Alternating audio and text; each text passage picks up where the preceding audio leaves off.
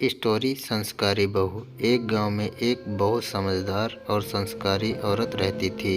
एक बार वह अपने बेटे के साथ सुबह सुबह कहीं जा रही थी। तभी एक पागल औरत उन दोनों माँ बेटे के रास्ते में आ गई और उस लड़के की माँ को बहुत बुरा भला कहने लगी।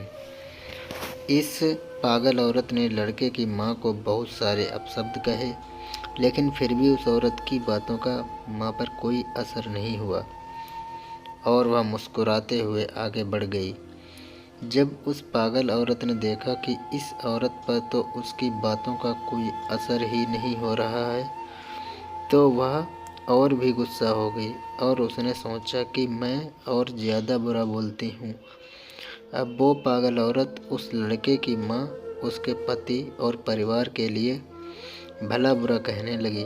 लड़के की माँ फिर भी बिना कुछ बोले आगे बढ़ते रहे।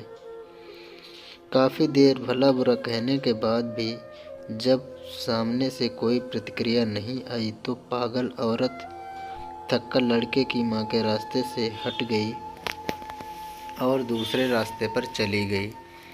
उस औरत के जाते ही बेटे ने अपनी माँ से पूछा कि माँ, उस औरत ने आपको इतना बुरा भला कहा, पिताजी और घर के अन्य लोगों तक के लिए बुरी बातें कहीं, आपने उस दुष्ट की बातों का कोई जवाब क्यों नहीं दिया? वो औरत कुछ भी जो मन में आया बोलती रही और आप मुस्कुराती रहीं।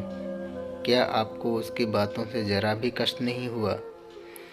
उस समय माँ ने बेटे को कोई जवाब नहीं दिया और चुपचाप घर चलने को कहा। जब दोनों अपने घर के अंदर पहुंच गए, तब माँ ने कहा कि तुम यहाँ बैठो, मैं आती हूँ।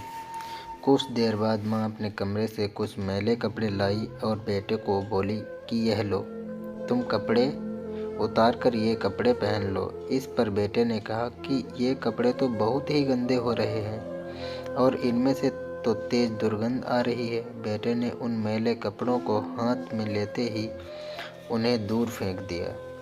अब माँ ने बेटे को समझाया कि जब कोई तुमसे बिना मतलब उलझता है और भला बुरा कहता है, तब उसके मैले शब्दों का असर क्या तुम्हें अपने साफ सुथरे मन पर होने देना चाहिए?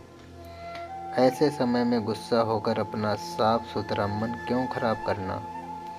किसी के फेंके हुए मैले अपशब्द हमें अपने मन में धारण करके अपना मन नहीं खराब करना चाहिए और ना ही ऐसी किसी बात पर प्रतिक्रिया देकर अपना समय ही नष्ट करना चाहिए। जिस तरह तुम अपने साफ सुथरे कपड़े की जगह ये मैले कपड़े धारण नहीं कर सकते, उसी तरह मैं भी उस औरत के फेंके हुए मैले शब्दों को अपने साफ मन में कैसे धारण करती। यही वजह थी कि मुझे उसकी बातों से कोई फ़र्क नहीं पड़ा। Thank you for watching friends.